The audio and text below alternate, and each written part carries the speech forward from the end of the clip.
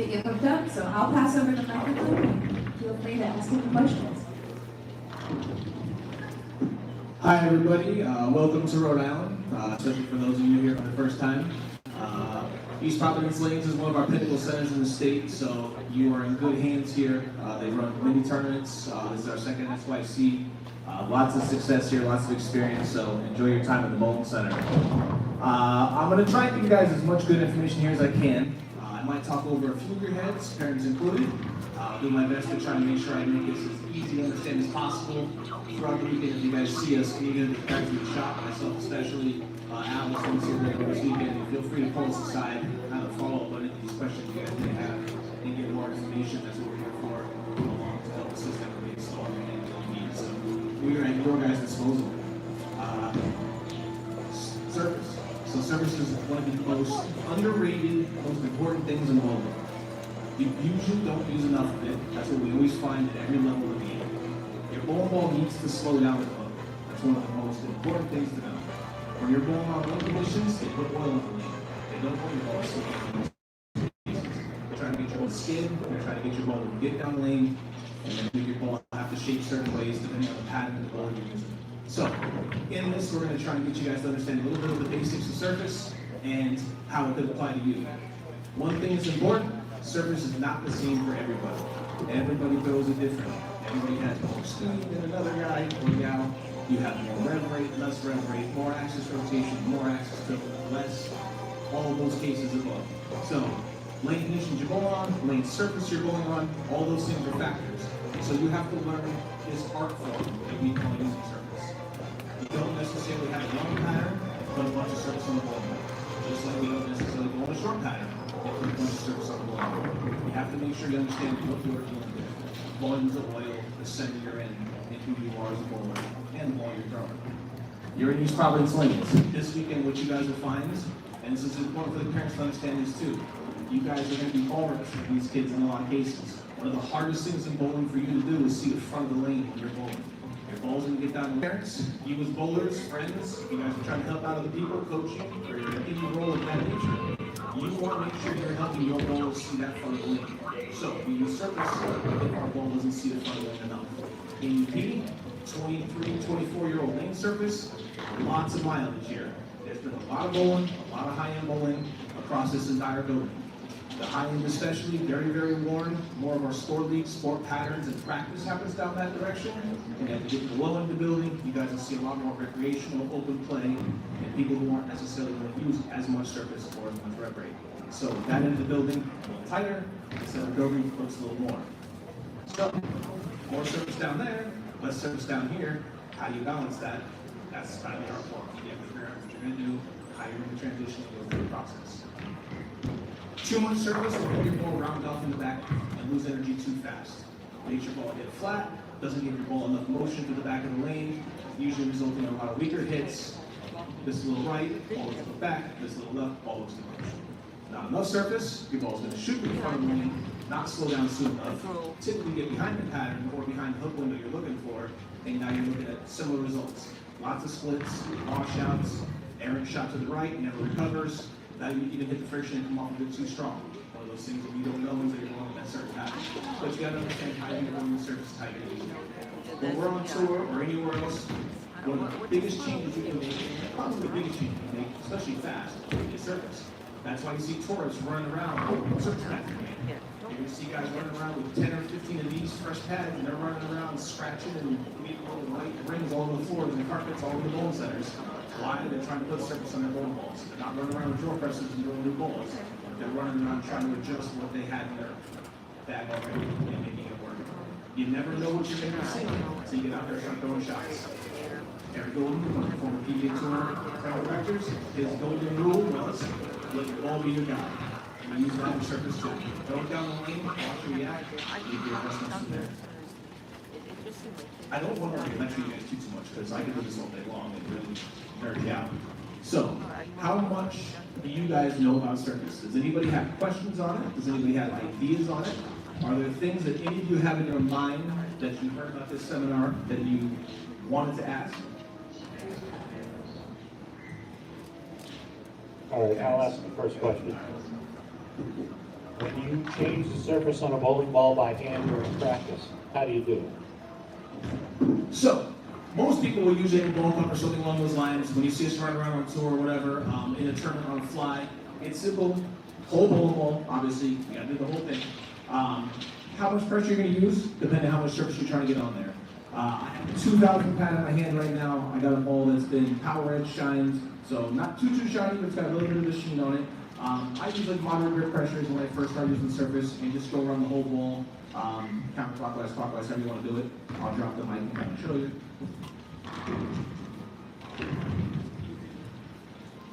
Easy, nothing too hard. You're not trying to like lean on the ball. Some cases you might be. What you'll find is some guys, especially when you're on some of those higher levels, you're really trying to make an impact on the ball. You'll find that where your ball roll is, where your ball track is, and they'll lean a little harder on those areas as they're winding up the whole ball, just to try to make sure that you're really getting those peaks and those valleys and that cup raised up. And that's the idea. You want to go to the surface on this ball, those peaks and valleys to stand up on the ball, give it texture, and help make sure it creates traction on that ball.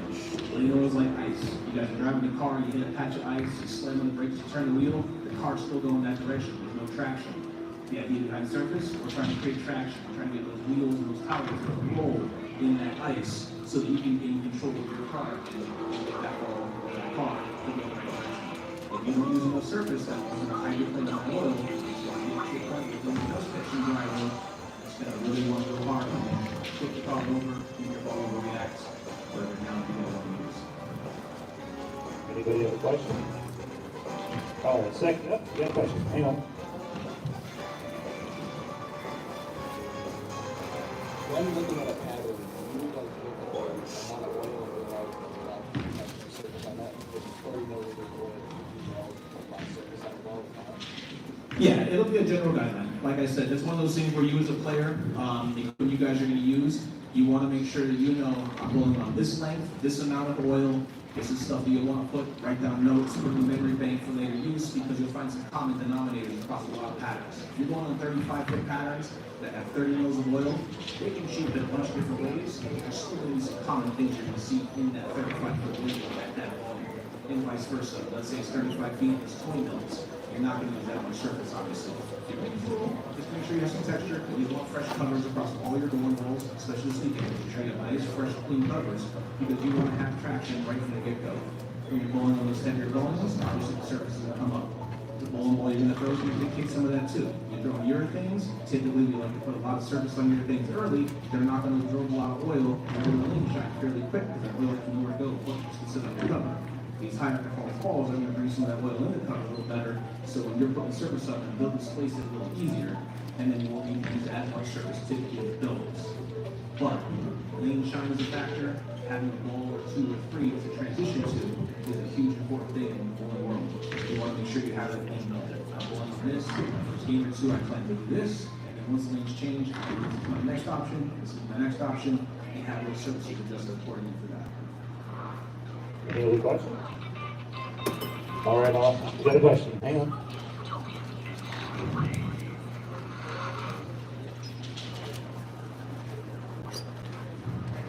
I'm gonna try to get to you later. So if you're taking a ball to 1500, does it matter if you go 500, 1,000, 50? Or can you just hit it with 15 and call it done?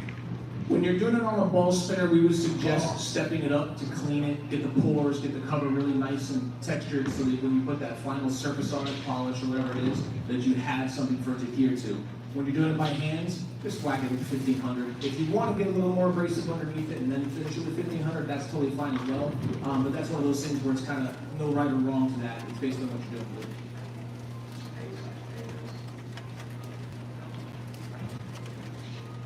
Hey, John. Does it matter if I start with a, like, out of the box 2000 versus like a pearl with power edge? How much I would apply the surface? Like, how often can I do a power edge polished ball with some surface? Does that change anything for you, whether it's got a power edge on it? So I would treat all the polishes a little differently. Obviously, some are a little thicker, some have more slippage in them than others, extra shine, things of that nature.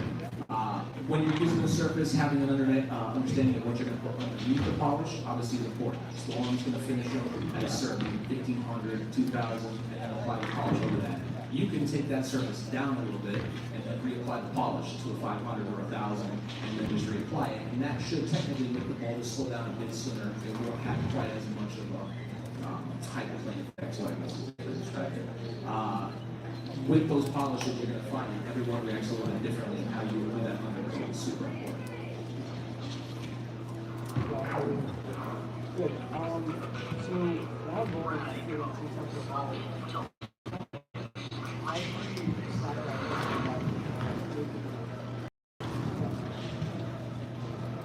So there's really no way to stop it. You throw enough shots, you're going on enough shot. We did the Scorpion TV show in 2015. I had 5 bowling balls, all 500 on them. It was 5 completely different bowling balls. I had 2 asymmetricals, 2 symmetricals, and a really low asymmetric. But the key for me wasn't really the ball I was throwing. It was simply the fact that I had 500 fresh grip on the 5 different balls. What I found was I got a game to a game and a half into bowling on this pattern, 47 feet, 31 or 32 mils, and I started losing light literally every shot. So once I hit a certain point where I started to have to tighten up angles enough where I wasn't comfortable, I would make the decision to go into another ball with fresher surface. So there's no way to stop it, but there is a way to plan for it. Make sure you get back and set up higher moments is super important. The types of balls you use to are spec buffers. Not as many EVs as they used to, but that ball wing shot pretty fast. Amazing bowling ball for 10 to 15 games, which is kind of what you're looking for. But you need to have a game plan and get ready to still look on that cover, because you're going to start losing traction on the block typically if you want to make a change. Anybody else have a question? Okay, I've got another question. They're about to have a practice session. How would you go through a practice session using your surfaces as you see each pattern? Do you guys post the patterns for them already? Yes, they're on the wall. All right, so you guys know the patterns. So the first thing I would be doing is I'm looking at the pattern. I'm not sure how many of you guys have read lane patterns or have a lot of experience in it, but you're looking for certain things in the pattern. Length, amount of oil, and where your left to right cliffs are happening. You want to try and find cliffs as far right on the right side of the lane as you can, cliffs as far left on the left side of the lane as you can. Kind of work your way from there. You always want to start on the right as far as you can, and on the left as far as you can. Work your way towards the lane to see how those balls are slowing down. What I would suggest doing, if you have no experience on certain patterns or no experience on certain volumes, throw your ball as is. Have service available to you, have somebody that has service available to you, and then apply the service at that point and learn a little bit about what it might do. If you're going to go out there and throw some shots on something that's 31 or 32 mils of oil and it's 45 or 50 feet, you know that ball's going to be way down the lane before it hooks. You can put some service on it. I wouldn't go out there and smash it at 500 because you don't know how much you're going to need to slow down. So something more in the middle is definitely helpful in that case. When I travel, I always tell people bring your surfaces a little higher than you tend to use them. Much easier to bring your surface down than it is to bring your surface up. I mean, you take a bowling ball, spin it on the counter, and try and get it clean and get it up. You just gotta overbring it and get it down.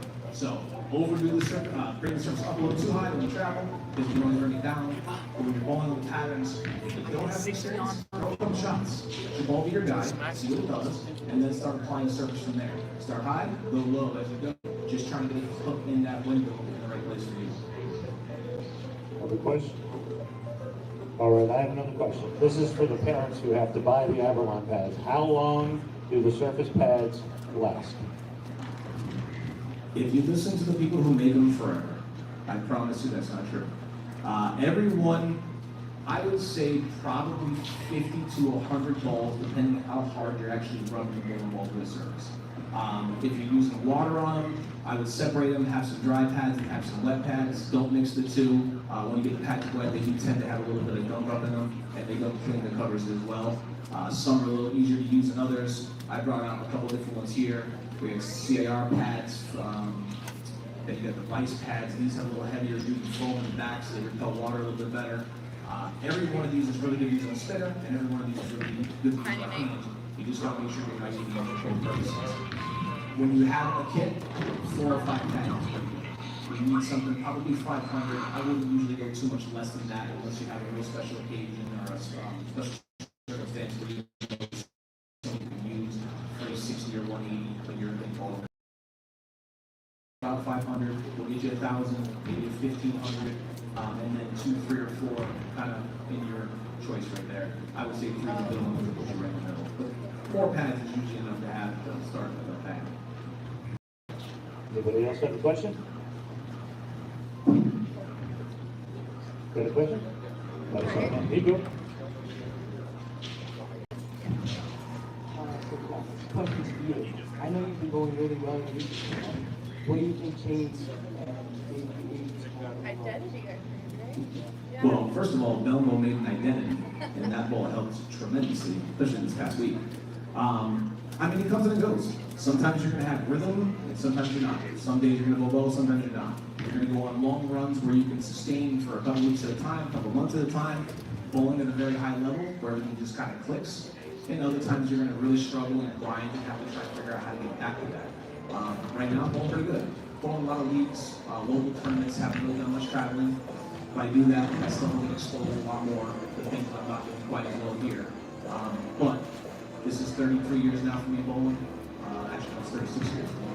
So I've kind of figured out what I like to feel, my rhythms, my triggers, what I need to get back to in order to get back to making those shots. And that's the biggest thing with the innovation. You guys are at a point now in your lives where you're learning a lot, you're taking a lot of information in.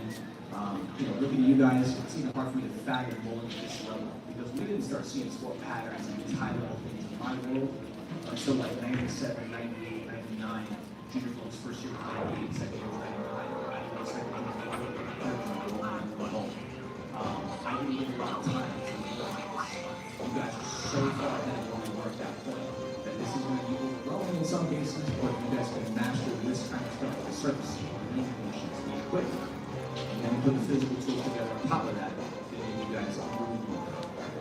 So what did you shoot the identity? 878. 878. Question from the audience was, do you sell the Avalon or Surface pads in your shop? Yes, we do. We have everything on hand, I believe, from 180 all the way to 4,000, including 800s and 1500s. So we got a little bit of everything in the store. And if we don't have it, you're hanging around through Monday. I know we can do it that way. We can even ship them. We'll give a piece of us on it. So we should be okay. Does anybody else have a question? All right. Another question also, my last one, walking the long way. When you get a brand new bowling ball, how long do you play with it before you adjust the surface? For myself personally, I always hit shiny balls with some surface before I ever throw them. Not a lot, 2,000, 3,000. Not very hard. I just don't like to have the showroom shine on. I know they look good on the wall. They don't necessarily roll that good on the lane. I always found that my speed's pretty good. I'm able to open up angles pretty fast. So I like to make sure my ball has some texture and slows down a bit sooner. So shiny, I definitely hit the dull stuff. I'll throw it, kind of gauge it from there and adjust it. How many times can you sand ball, polish the ball, sand the ball before you start to affect the cover stock? I wouldn't say there's really a number.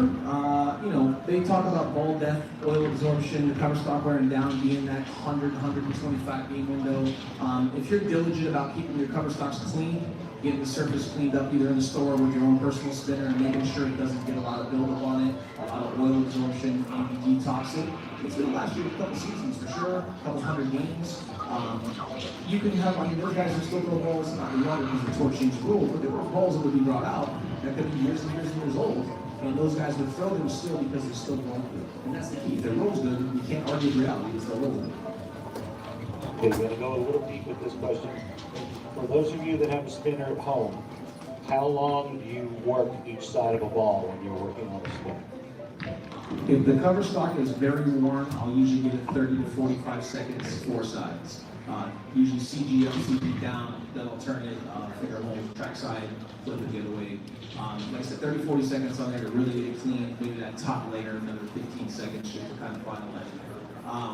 When the bowling balls are brand new, 15 seconds usually, 2 to 4 sides. Like I said, we do a lot of it by hand, especially when we bring surfaces down. I don't do spinner as much unless that ball is older or has been worn down a bit, just because we want to get that cover stock clean. It's like painting the room. You gotta make sure you prep the room, get the dirt and off the walls. Same thing with the ball. Get that thing clean, make sure it's able to accept that polish and accept that texture that you're going to apply to it, and then do it. Anybody else have a question? No, have a question. how do you make your miss room like more, so you have more like miss room? You can just kind of hit the pocket almost every time, but it's so accurate. So it's not necessarily being accurate. What you'll find with the modern game is we do spray a little bit. Everyone does. Belmo, EJ, what they're able to do though is they're able to create room like you're asking for. So you're looking at your window of look front to back. A lot of us look at it that way. Some people are left to right. But when you're thinking about the ball going down the lane, it's going to slow down the ball, right? So where it starts to slow down, where the ball begins to destabilize, the core starts to wobble. You start seeing your access point change. If you have a team, you start to wobble at that point. That's the way you as you transition window. So your ball is stick to that point. Using surface to help reduce that all the time it takes to get into that window, using the surface to increase the time it takes to get into that window. But once you get to that window, now it's super important how long that window lasts. That window is based on the pattern you're on. The older you are, the more you throw. Shorter patterns, so you're usually have typically faster windows. Longer patterns, typically longer windows. Well, you're going to try and find that sweet spot in that window, so you can throw a bowling ball, see it shape down the window you want to, wherever that point is, you can complete fully the pattern, and then you can pin block. Pins will tell you a lot. It's number 6, number 10, and you're going to cover the strong or sleep. Well, it's kind of dies in front of 10. So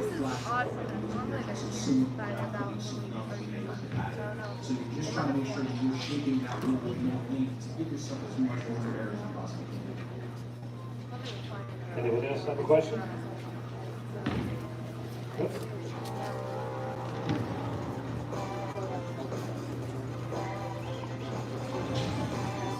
So basically,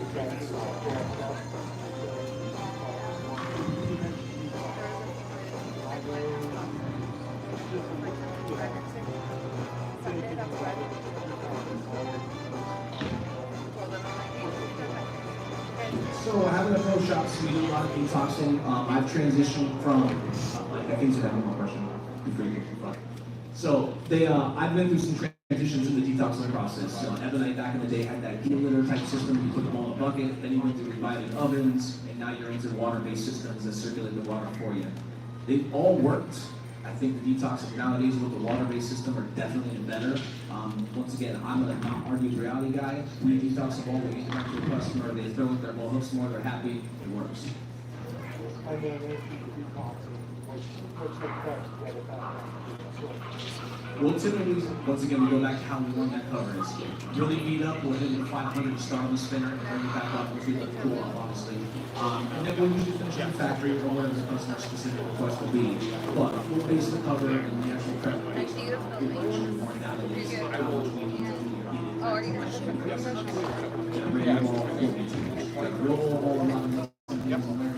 Oh, yeah, you have an even. Yes, we have a block, they're all even, but they're like Anybody else not have a evenly question? split. Yeah. So Okay, I've got another question. There is an old school thought that you don't put a lot of surface on the Yeah, pearl. and sometimes we have to add more But short. the goal is to try to match up the Nice, ball to yeah. the length distance of the surface along the side of the set.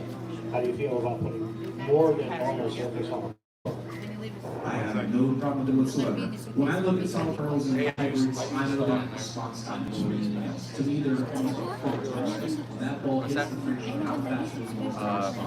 The surface you're putting on the bowling ball is based on the Question, those questions were for that. That's what I thought.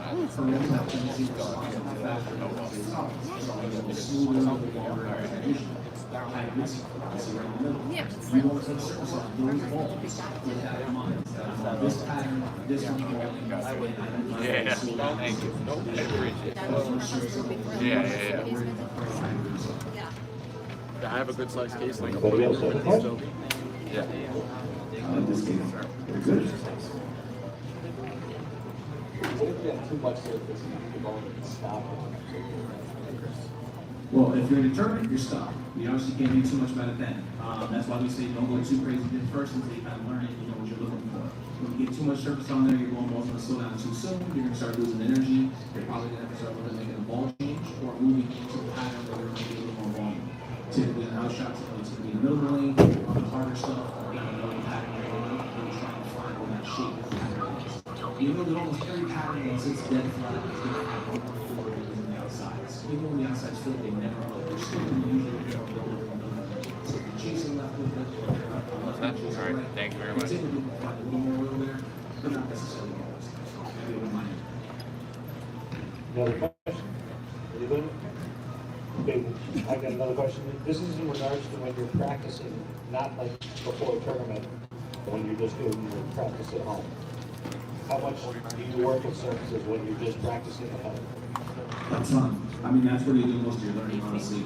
By yourself, putting some serious thought into it, experimenting. It's a game of experiments. There's no right or wrong. I've had a lot of information to me. What you're listening to right now is Mark Baker, Bill Stigner, Chuck Gardner, Hank Boomershine, people that I've dealt with in my life, people that I've learned from. That's what you're hearing right now. A lot of this is also mine, but I took in a lot of information from a lot of different people.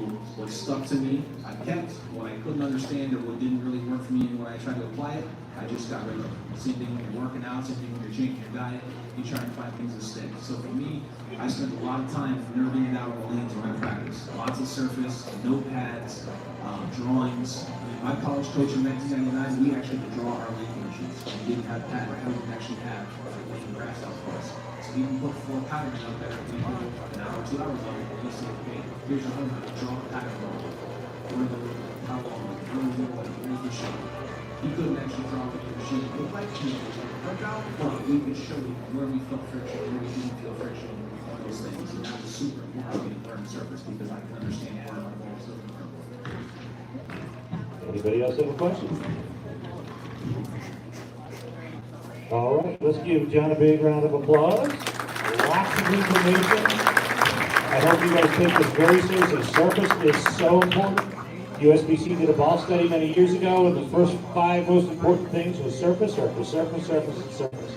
Lane surface, ball surface. That's the key to matching up. You can strike a little, or you can strike more. If you match your surfaces, you'll strike more.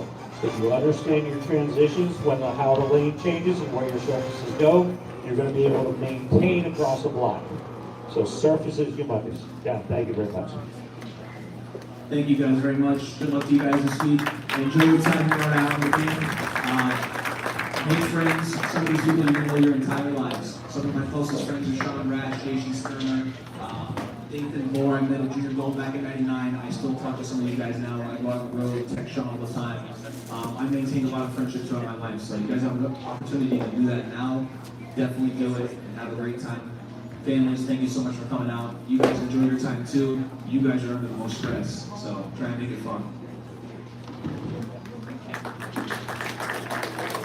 All right, thank you very much. Our next session will be Ms. Blair and Gigi Mason.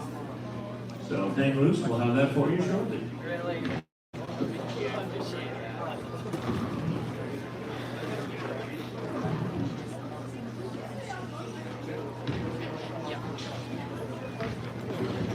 It's like 5 hours from here. Yeah. Like, they're like local here in Texas, so they're a lot of the same thing.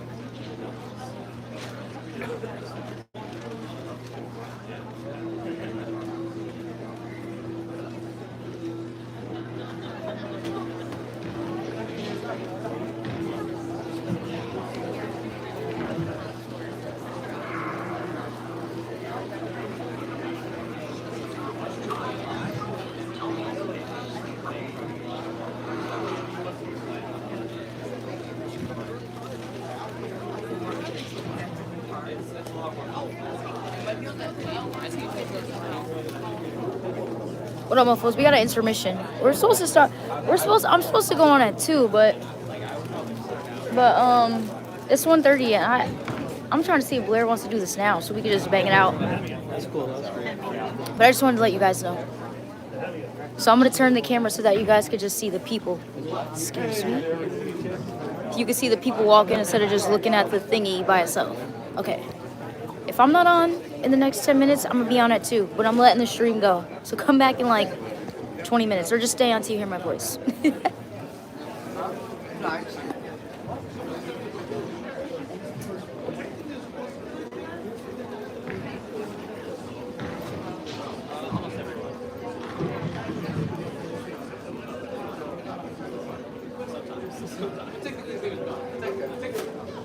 We'll be right back. Somebody spelled the word medium incorrectly on episode 1 of this.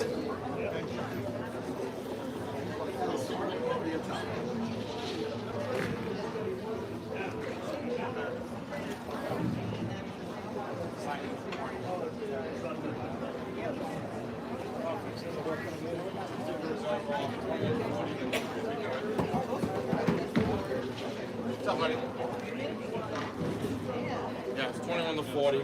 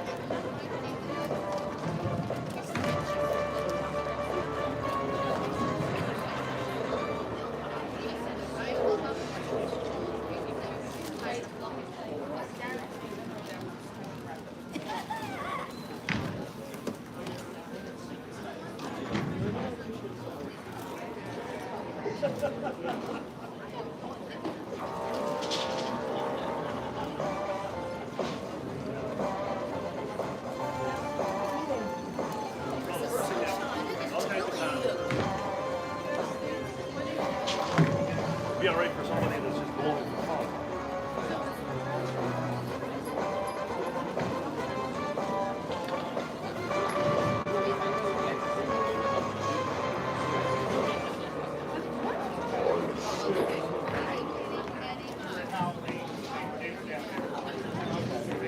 School's out for summer.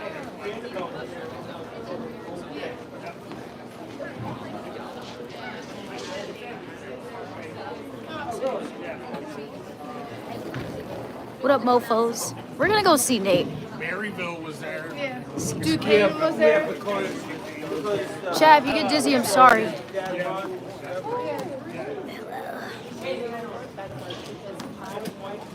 His seminar, John's seminar was only 30 minutes. They like put like an hour for it. Guys, my stuff's here somewhere, I don't know where. They only had like an hour, they put an hour for it, but so in the meantime, we're just gonna go in here. We're just gonna talk to Nate. We're not doing microphones right now because that's just, it'll be too much. So as soon as they say Gigi, then I'm gonna go over there. Hold on. Oh, guys, we got a line. Whoa. We're gonna see, whoa, that's, they are beautiful. Excuse me, sir. Yep. Thank you. Oh, thank you. No, you're okay. All right, chat. So everybody who's new, Chad, what is up? your favorite two-hander's favorite two-hander. Oh, I have a few. I don't mind. did he just say the seminar? Yeah, you're supposed to be out there in like, I don't know, 20 minutes or something. All right, I didn't hear Gigi yet. All right, chat. So, This one you just put in, which one are you doing? I'm doing Creole Wisconsin's. chat's crazy here too. Right there? Yeah. It has a name on it, it's written on the side. So they're bowling the SYC. If you guys have never bowled the Those bowls are SYC, out front, or too. your children, every SYC they get a ball. So there's like 30 ion maxes waiting to be drilled so that they could probably throw it during practice. And that's why the line is looking real crazy. Where did my glue go? You stole my glue. Like really crazy. So we got a little intermission. I'm just waiting for Blair to talk for me to go and do my Are you gonna stream the interview? yeah, I streamed John. Hell yeah. I just put it up there. Yeah, chat, did you guys learn anything? Did anyone learn anything from John's seminar? Yeah, John's a lawyer, no kidding. I need to see one thing you guys learned in the chat. We're doing a pop quiz right now, guys. This is great. There's Like 40 people here. You'd think it'd be like, I don't know. I just never thought I would never imagine that walking in like, oh, okay, so everyone's here today. I literally just walked in and I was like this with the camera. Oh, Hi, everyone. hold on.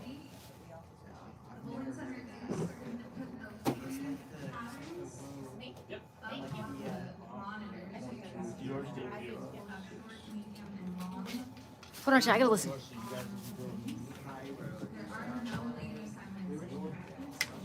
No, he got it. Well, he just wanted his sheet. If he had it with him.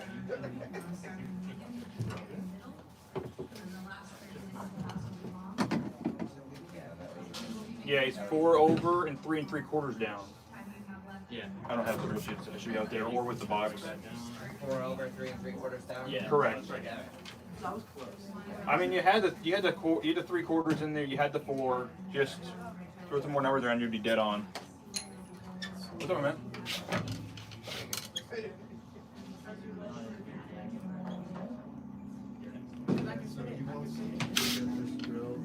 Saying you're next to the threat, Randall. You're next.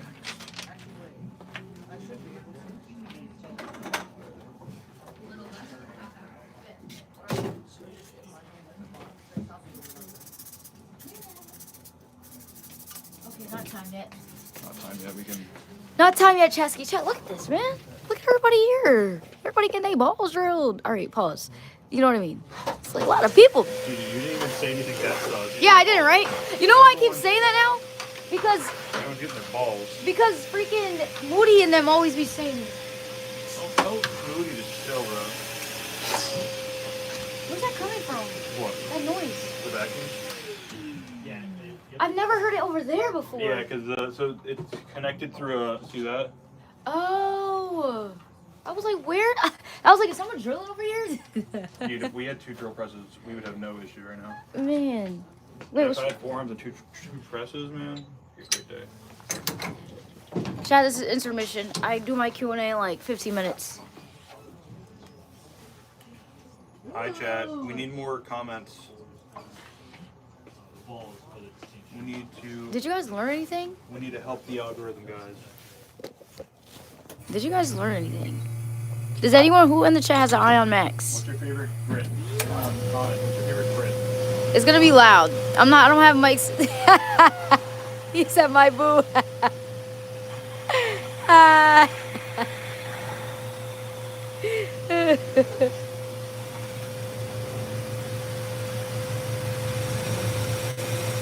Good day in the shop. I learned the kids are not in school or have jobs. Chat, this is an intermission. John just did his lane surface, his surface seminar, like ball surface, and then I have a Q&A at 2. So in about like 20 minutes, I'm gonna go set up the tripod. So I was like, oh, let's go in the shop because it's crazy in here. You guys want to see how packed it is? Look at that, got people everywhere. What's expensive to get? These bowling balls? Oh, he's just lining them up.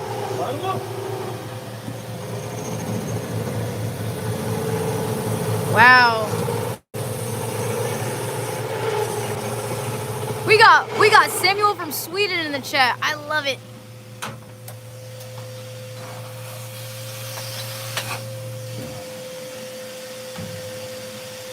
See, now if I was doing this, they wouldn't get their balls until next year. And then I would do the grip.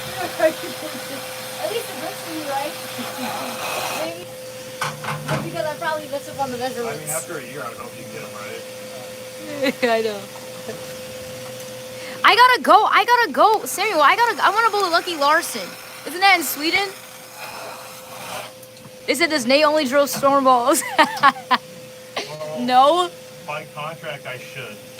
But that's not my contract. Nate drills what people buy. Exactly, see? Dude, guys, I don't discriminate. I like money.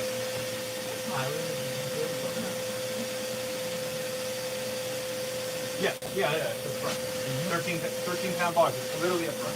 Up front, yeah. 13 pound box, yeah. Just make sure the grip's still good on the ball in there.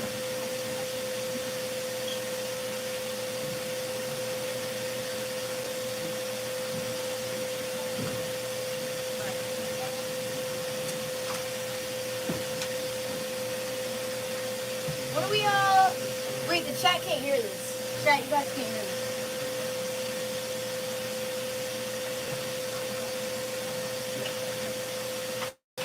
When you're free. I got you. After I obviously get it. Chat, you guys couldn't hear that. It's a surprise for you. No, I brought it out there. Yes, I need to bowl. I really want to bowl. Like some of my peers, whatever, they be bowling in like Iceland and Sweden, and there's tournaments. And this guy, he actually gave me a list of tournaments to bowl, like good ones to bowl. So everyone who's tuning in right now, this is just intermission. The SYC is going on right now in Rhode Island. We had John Van Hees, PBA champion multi-time. Ugh. He did a surface seminar, and then at 2, so probably in like 5 minutes, I'm gonna go and put the camera up. I'm doing a Q&A.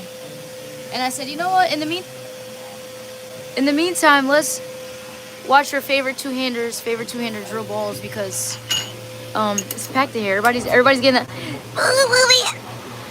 the eye on Max. Everybody's getting the eye on Max. They're all right here.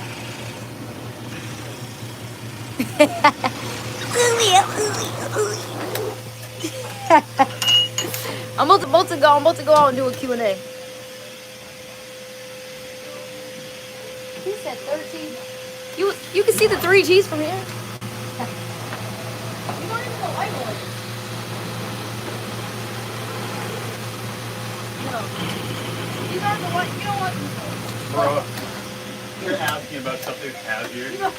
Yo, what do you have in stock? You don't want these ones, fool. Guys, you can't, Chad, we can't order, you can't just ask what we have in stock while you're just sitting at home. It's unfair. They literally want to get stuff here and I mean, not their I'm own not pro complaining. shop, and I love it. They just do a live stream on Amazon warehouse. See, what do you got here? Someone said, those Jordans? Jordan. We got more. Look at that. Even the UPS guys here. It's crazy here today. Thanks, man. It's busy. More stuff. All right, y'all. I'm about to go. What time is it? 1:44. Would you start at 2? Yeah, but I'm about to just go set this up. Oh, yeah. And all right, I'm about to go set the camera up, do my Q&A, and then the kids have practice from 3 to 4:30. So I'm gonna have this stream going all day from John, who started at 1 till 4, as long as my phone don't die. Now, let me clean the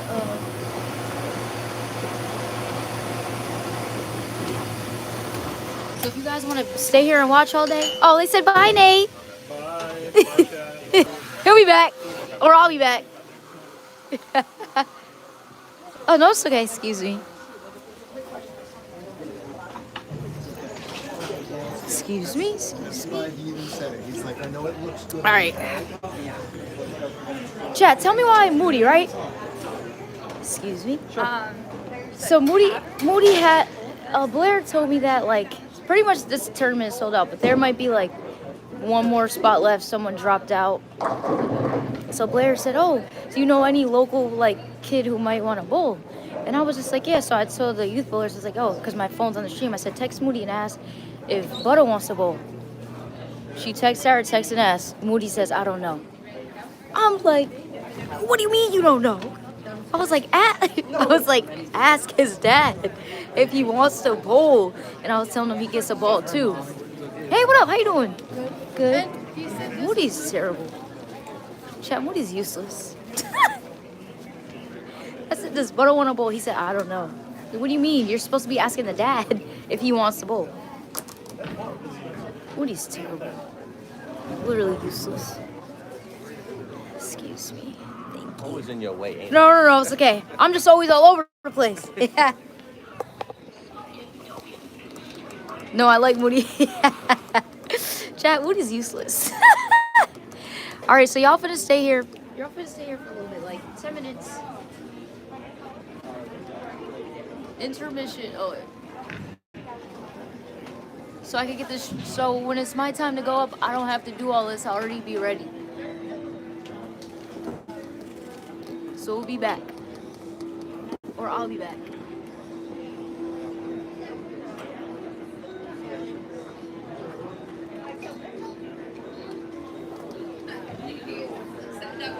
I'm all right. I'm all over the place. I'm hungry. I want some fries or something. That bar's open. Yeah, so maybe after I'm done. Yeah. All right, SYC families, welcome to the SYC. If you're just arriving, check-in is down at the low end.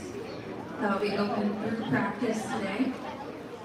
Once you check in one time this weekend to pick up your bowling ball, you are all checked in for the weekend. You do not need to check in again tomorrow. Lane assignments are posted on the info wall and right outside of the check-in room. And we are getting ready for our Q&A with Gigi. So bowlers, feel free to come hang out with us down in the settee area. You can come grab a seat, there's plenty open. And Gigi's gonna bring the energy.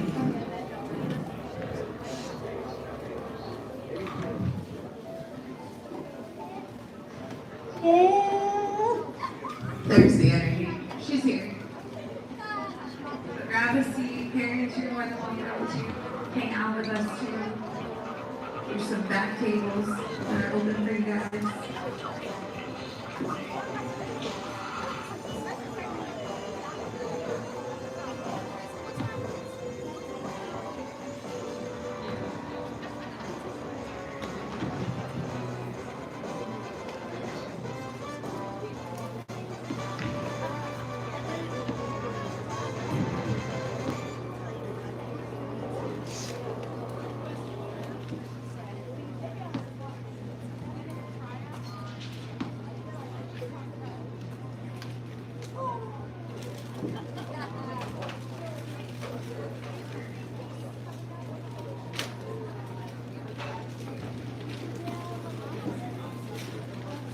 Sir, I appreciate that. Yes. Oh, well, no, I just, it was a really good practice. So.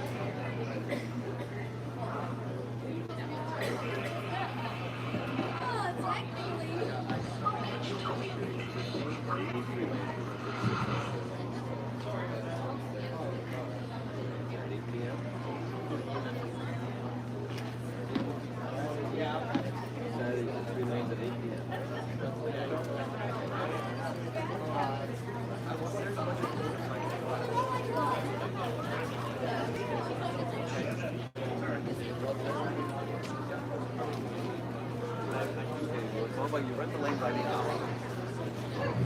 1 hour, you have those 3 lanes.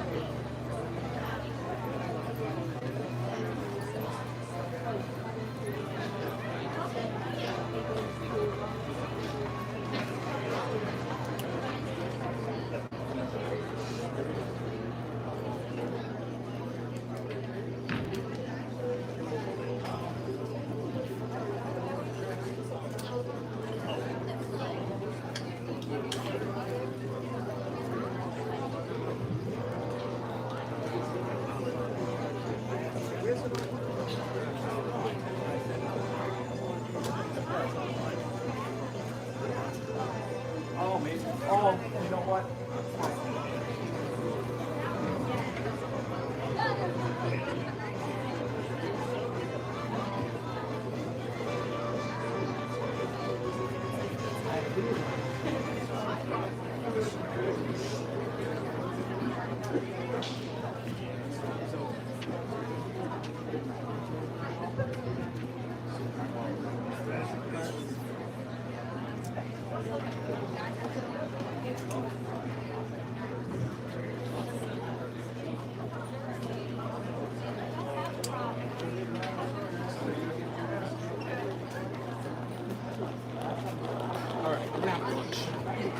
My fat ass is hungry. I already got in almost 10,000 steps and it's only 2 o'clock.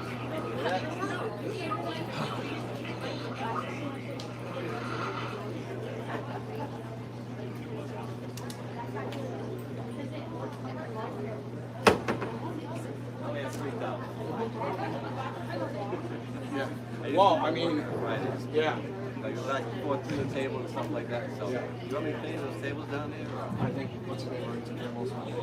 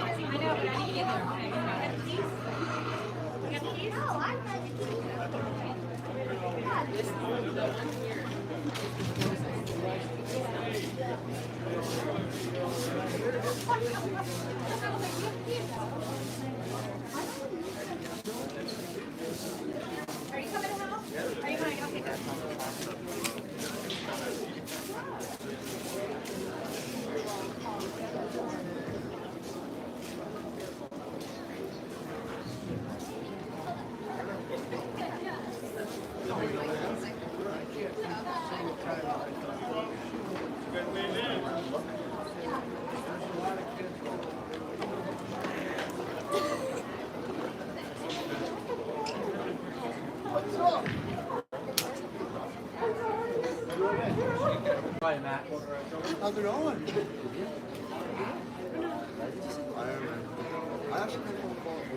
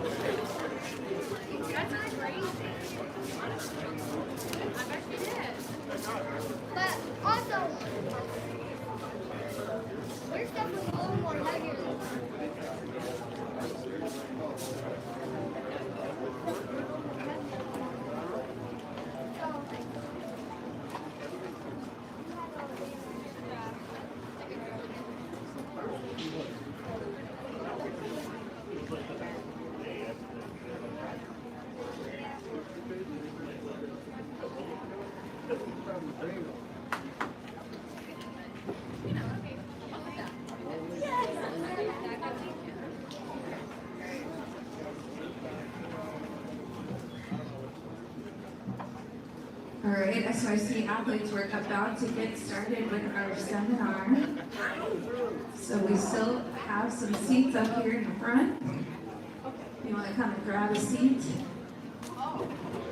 We've got Gazmine Mason here.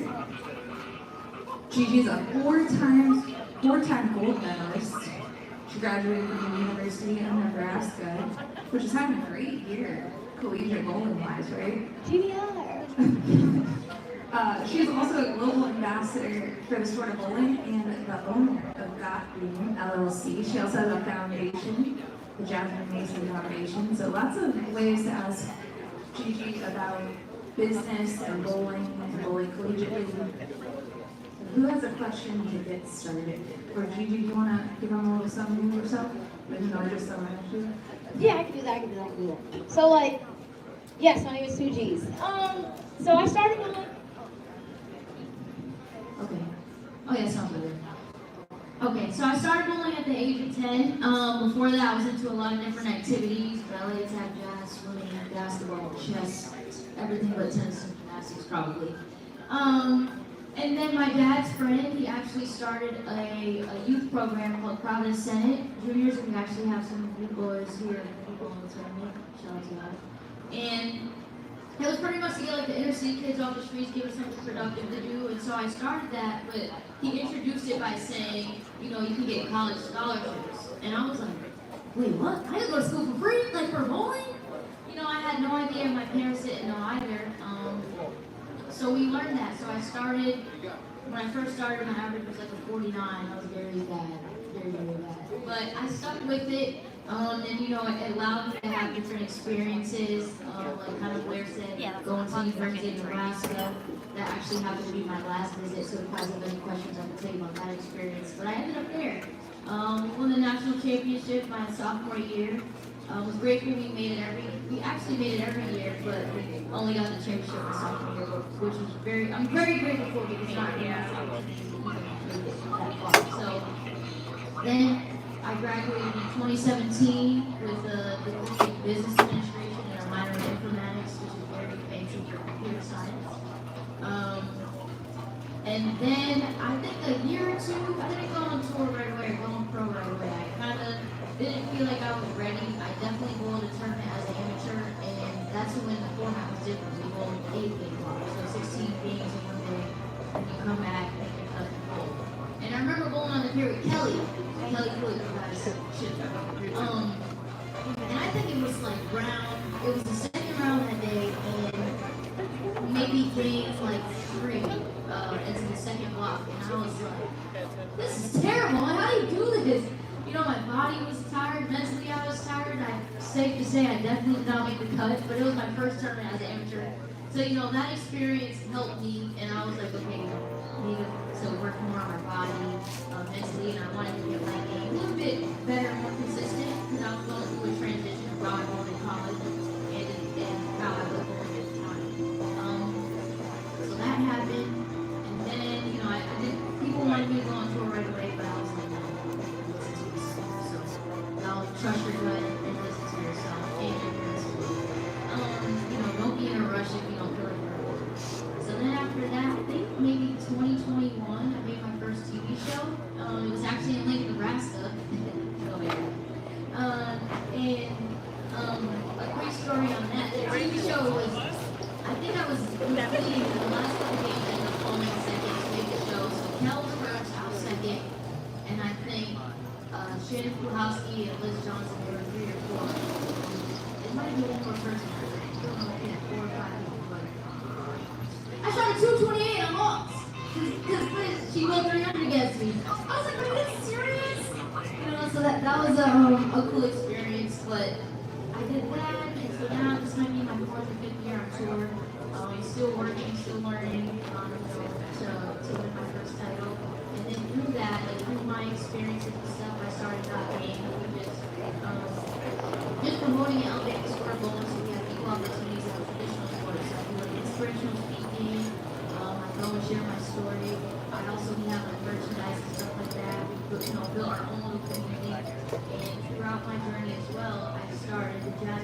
Foundation, and we foster education, health, and nutrition to under-resourced kids and individuals who support going. So we teamed up. Some things that we've done, like with PBA Junior, we had a scholarship for that. We actually had a scholarship for part of the storm. They got 2 kids got to go to the plant. Manny actually got to go. He was one of the ones. You see Manny, he's so grown now. Like, oh my God, Manny is right there. What else have we done? We've done stuff to go back to school, just a lot of different things and helping kids introducing them to the sport, as well as those who are already in the sport. So I kind of just said a lot of stuff just to maybe help you guys. Go some questions. I mean, y'all have some questions. Okay, we've got a question for Gigi. As you can tell, Gigi is super fun and easy to talk to, so who's got a question?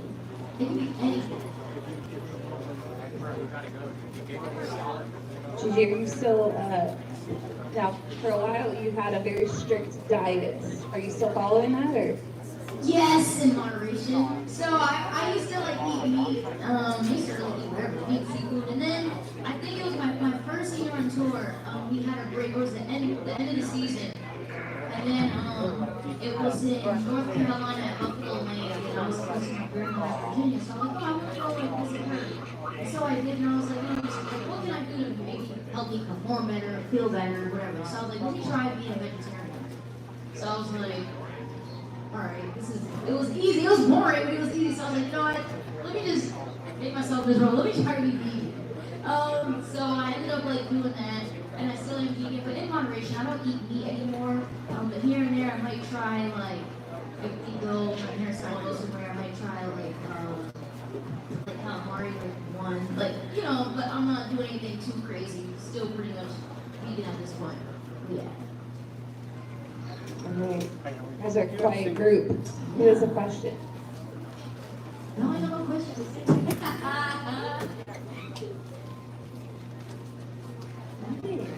Alright, why don't you talk about your college bowling decision-making process? That's a question that comes up a lot. When did it start? What did that look like? That's actually a very great question. So, I had 5 official visits. I went the NCAA route. There's also NIA as well for women and other conferences too. But I went that route because I wanted, the most money. My 5 official visits were was Nebraska, Vanderbilt, what's the school coach magazine? No, Valparaiso. It was Valparaiso when he was there. And it was also the University of Maryland, Eastern Shore, and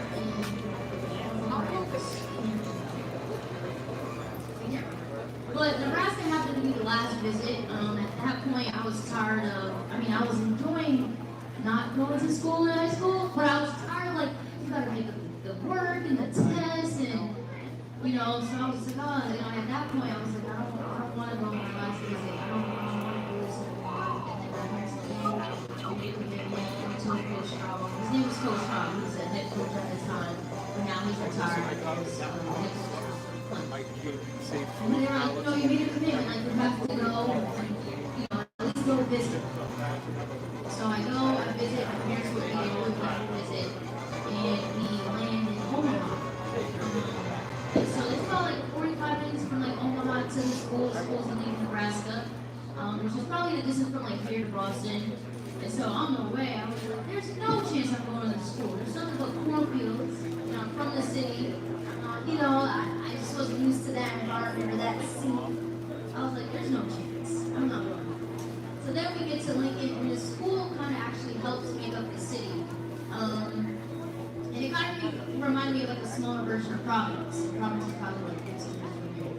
So I was like, come on. I want to change my mind. Okay, it's a little bit different. The school's not in the middle of cornfields. I think I can do this. But also, too, that made me feel kind of like a home, and also too, meeting the girls. When something just feels right and you trust your gut, that's kind of what I did. Because every visit that I had, my parents would ask me, "Do you see yourself here? Do you see yourself here?" And I said yes to every visit. When we got to school, I was like, yeah. Or Nebraska, I was like, yeah, this is different. This is the one. And And so I ended up at the University of Nebraska. I did 4.5 years. I graduated in 4.5, but I have my 4 years of eligibility. And it's crazy because, you know, people see like all the accolades and championships and all that stuff, but like my first year was I cried almost every day. My dad has a log, and still has it to this day, of like every conversation we had, how long it was, what it was about. Like, I was miserable for a period of time, but like I stuck with it. I faced a little bit of adversity, not so much of being away from my parents at home, but just like at school, you know, and the way my game changed at school compared to how I used to bowl. And, you know, once you're going through something and you don't have family around, it just feels even worse. So I'm just like, I'm ready to go, I'm not coming back, like I quit, but you know, I stuck with it. Ended up making the national championship 4 years in a row. We won my sophomore year, and coaching definitely helped my game get better. So, you know, shout out to him. But there was a point in time I didn't like him. I knew that. But now we're cool. We're on the same page. So yeah. I think that's important to hear because moving away from home can be really, and that's a long distance. Like it was thousands of miles that you were away from your parents, and it's not like, you know, when you miss them that you could just jump on a plane and come home. So I think it's important to hear. Were you making friends? Like, what helped you get over that hump of being away from home? I would say definitely FaceTime. You know, FaceTime with my family whenever I got a chance, or coaches. And also too, I did make friends. I think it's important when you know, have that experience, like you have your teammates on the team. But also too, making friends outside of your teammates, outside of bowling. You're gonna see them every single day, and after a while, you know, you guys get tired of each other. Like, you know, like you're with each other every day. For us, it was like 3-hour practices, 3 hours a day, every single day. Monday. For us, we practice on Saturdays, so Monday through Saturday, sometimes Saturday. So, you know, finding your own little community or own things that you can do on campus and friends outside of bowling definitely helps you get through that too. But also too, you know, you're able to share those experiences and just talk about what you're going through with people in front of you. It helps you get through it. But you know, you guys leaning on your parents, I would say, is very important. They're a good support system. So yeah, I definitely have gone through it. Yeah, we have a question. Oh yes! Yes! How did you balance time?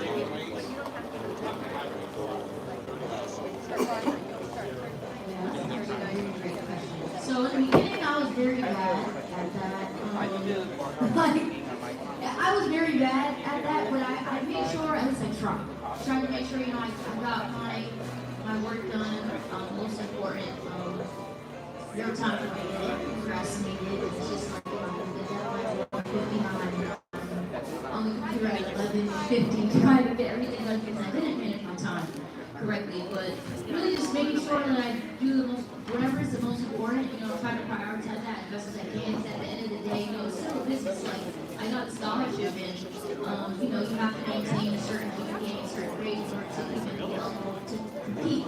So it's just like, okay, you know, that's like your agreement. I do the best I can to the grade that I can. After that, okay, I won PlayStation 1. So next door, maybe I'm gonna play some Spider-Man or hang out with my friends, but you know, I'm kind of a homebody, so I never really went out like that, like we were there. But just making sure that I made time for myself, also where I wanted to, wasn't consuming with schoolwork and home. But yeah, you kind of like, once you go through, you have your schedule, you kind of like learn, okay, it's time for this, and then sometimes I had a tutor, and sometimes we had community service, and once you get your schedule, you can kind of filter in time with your friends, stuff like that. You kind of get Thanks for the question. Another question. So how has the change for the PWPA membership affected you, and from a bowling perspective, and then maybe from a social media? So that's actually a great question. I recorded like a whole video on YouTube too, but I still have to edit, so I can share my thoughts. That's a great question. So from a membership perspective, or members' perspective, I mean, I feel like that's hard. Well, specifically what comes to my mind is like bowling tournaments outside of the tour. Because the rule, especially for like TMBA, you know, some tournaments we can't bowl because we are pros, we have our card.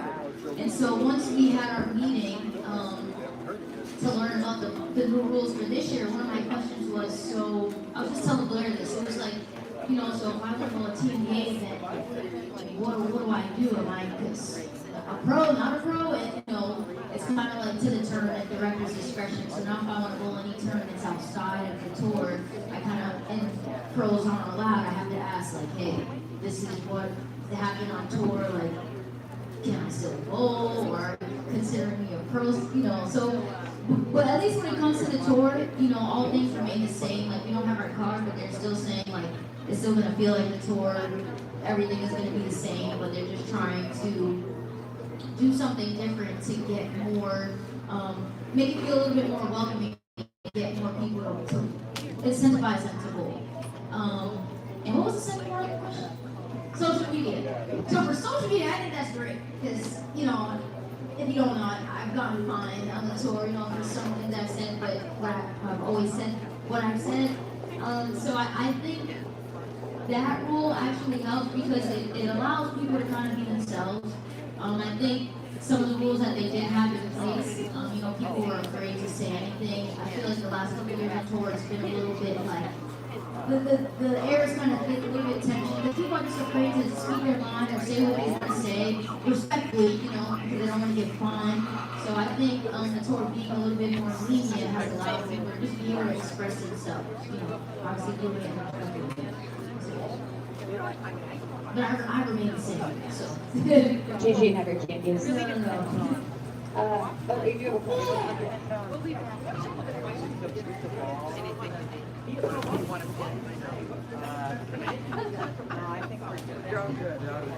So if anyone didn't hear the question, it would be what advice do I have if anyone wants to go pro, like what steps would you guys take in order to do that? Number one, you're here. Bowl the SYCs. Like, we didn't have the SYCs when I was a youth bowler, so like, you guys take advantage. I definitely see some familiar faces. Take advantage of the SYCs for sure, because like some of the people you're competing against here, if you guys decide to go pro, they're going to be there. You know, going to PBA junior events, and also to either some of the familiar faces you're going to see at Gold, PBA junior. There's a lot more youth tournaments now, and I think too, like SYC PBA juniors come to my mind first of like the more competitive tournaments. And they're fun too, so doing this, and I think the PBA junior, obviously that's a good step to helping you, you know, for the next level. And then if you have friends, or if you guys have any, you know, any other pro bowlers that you might run into, just asking questions, picking their brains, attending seminars, like you did listening to John, because everything that he said is very valuable, stuff that I'm, you know, still learning while competing and stuff like that, so I hope that answers your question. All right. Gigi, while everyone is thinking of their next question, so you mentioned earlier that you've done some speaking engagements. One of the speaking engagements was you actually went to the I Promise School, which was LeBron James's foundation, founded that school. What are some other speaking engagements that you've done, or what's your favorite memory from working with those?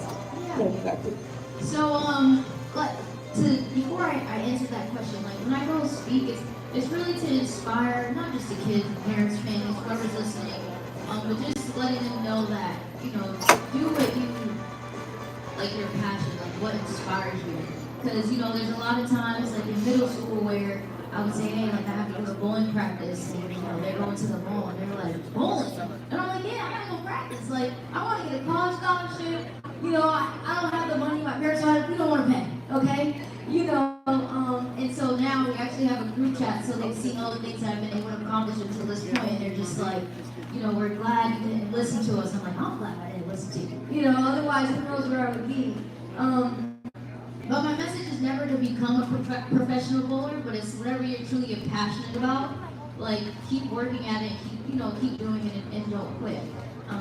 But if you want to be a professional bowler, obviously I'm all here for it. So some of the other places I spoke to, other than LeBron James I Promise School, I spoke to Hees, University of Maryland, Eastern Shore, their women's bowling team. I think it was Delaware State did a Zoom. I spoke to Norfolk State, their women's bowling team, some local places here in Rhode Island, like the Boys and Girls Club, the YMCA.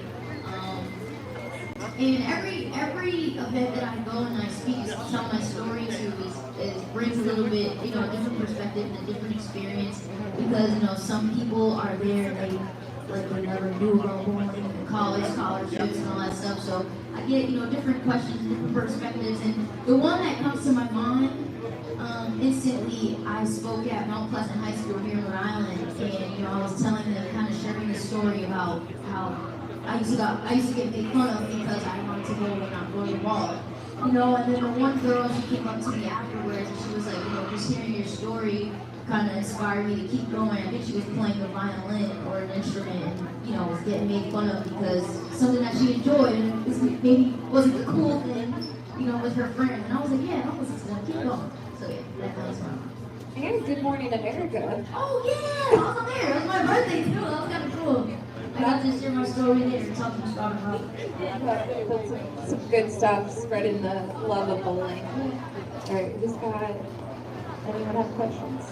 Michael's back. Yeah. So Gigi, that documentary that was done on you was super cool. Oh, yeah. So tell us about how that came about and what has been kind of the result of that. Yeah, so I was starring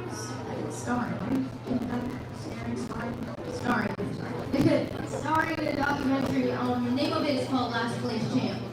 And the reason why it's that name, because when I was, youth bowler, I think it might have been 2 years into bowling, whatever.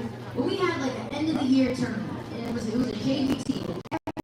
Everyone awards, and I was like, it's my turn. Wait to hear my name called for an award. And then when she called my name, she's like, the last place champ award goes. And before I had a name like Gigi at the time, I was like Gazmine Mason. So everyone in my league made fun of me, coach made fun of me. Because we're all like, where we come from, like, how are you a champ in last place? So that's where the name of the documentary originated from, and the directors of Naja Owens and Carl, the producers, reached out, and they actually had done like a piece on Verity too before the project season started, and they said they wanted to do the main thing or whatever on me. And so in the beginning, I was very skeptical because I'm like super bubbly and stuff, but also too I'm a little bit more reserved, a little bit private. I show what I show, but so that documentary was very challenging for me because there's stuff that I'm like, I don't want you to see. Like, I don't want you to see me crying. I don't, there's stuff that I just wanted to keep personal. But at the end of the day, I'm pretty much like open and I know it's probably hopefully inspires someone to keep going. So yeah, it kind of showed my journey, at least so far throughout the tour, behind the scenes on tour, like our blocks and pro-ams and doing surfaces and all that stuff.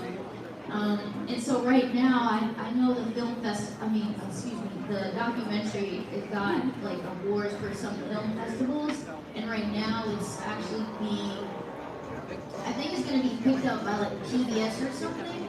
I'm still learning as we go, and so people are, we're trying to send emails, maybe do some pitches if anyone wants to sponsorship so that, again, their names and stuff go on the thingy for PBS. I think it's going to be on there for 3 years or something.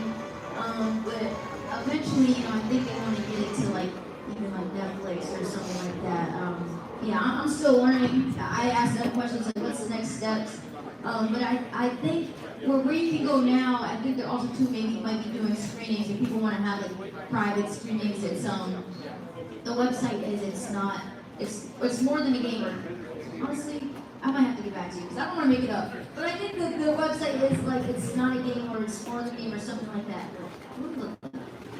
Because I don't want to be. All right, who has a question? We have time for about 2 more. Then we'll let you get ready for some practice.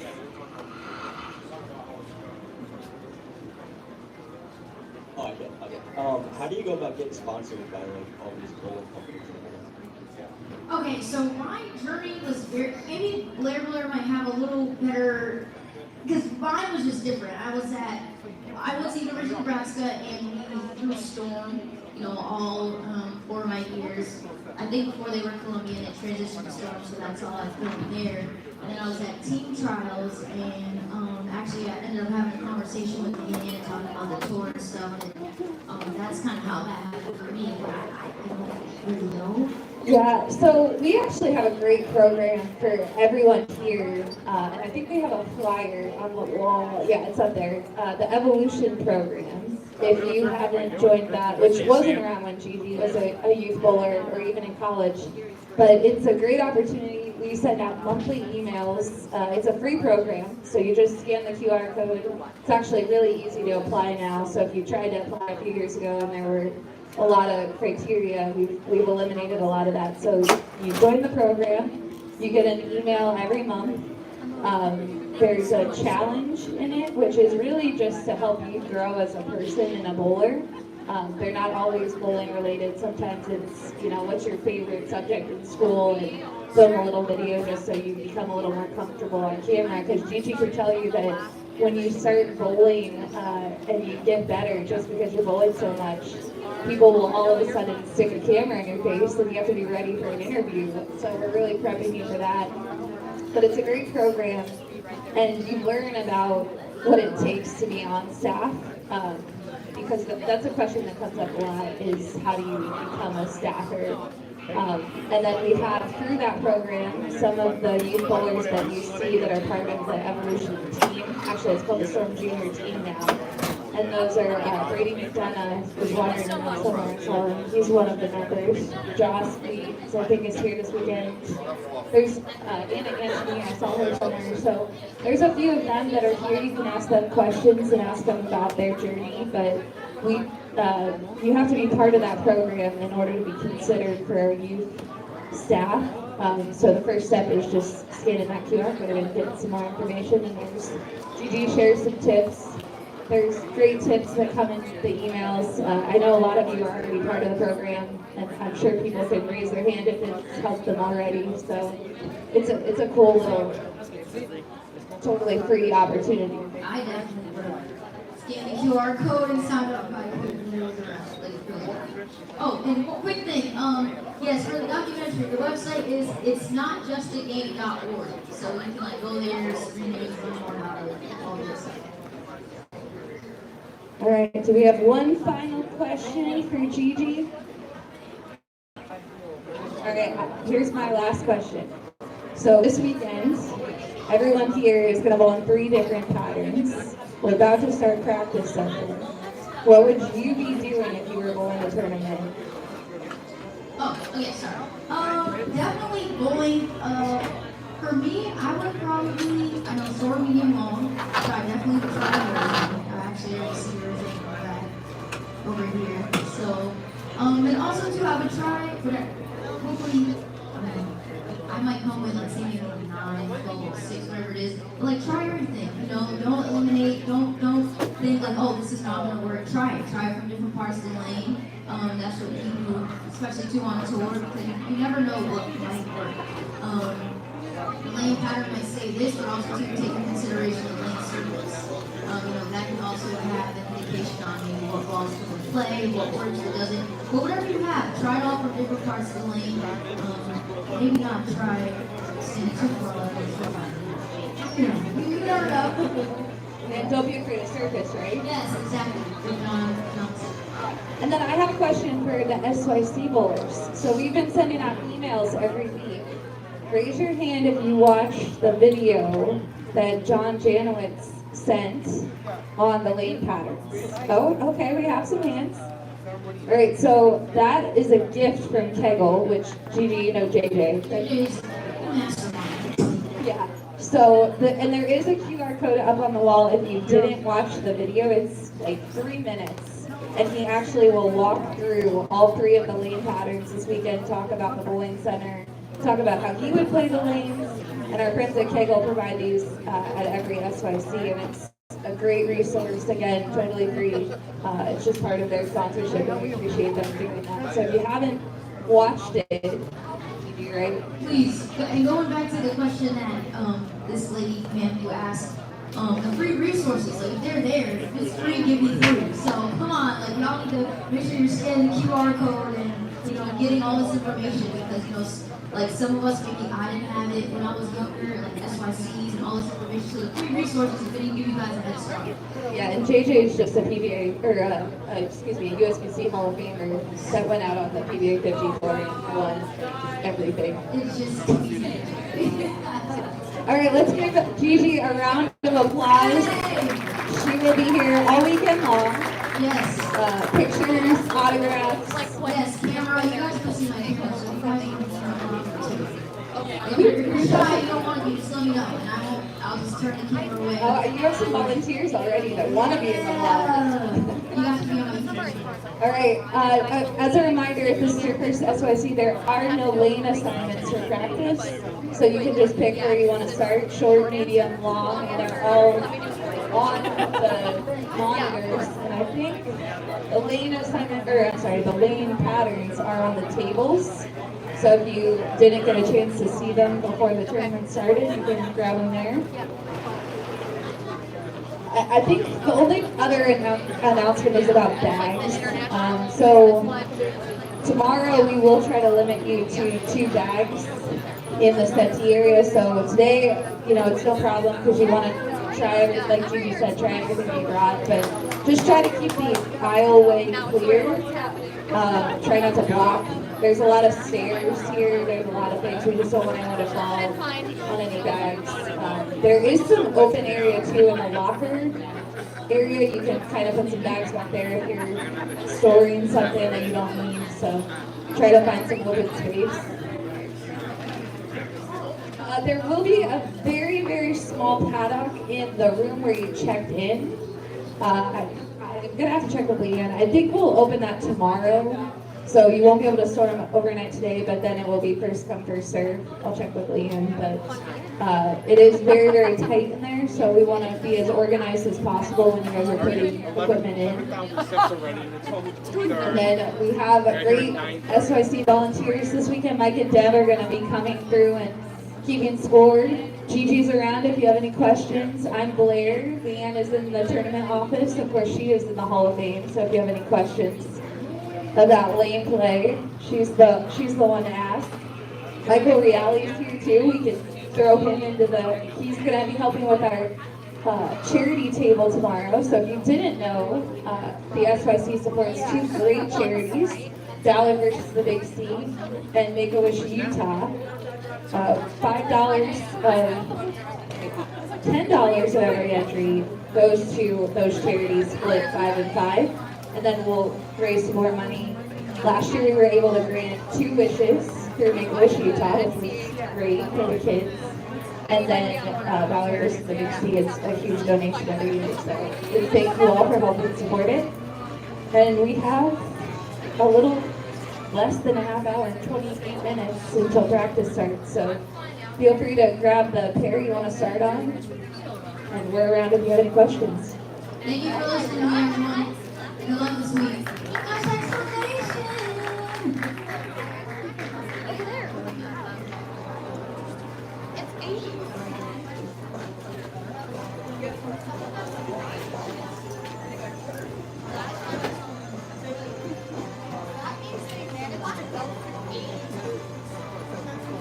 Yeah. Very much so. You're like, well, this is interesting.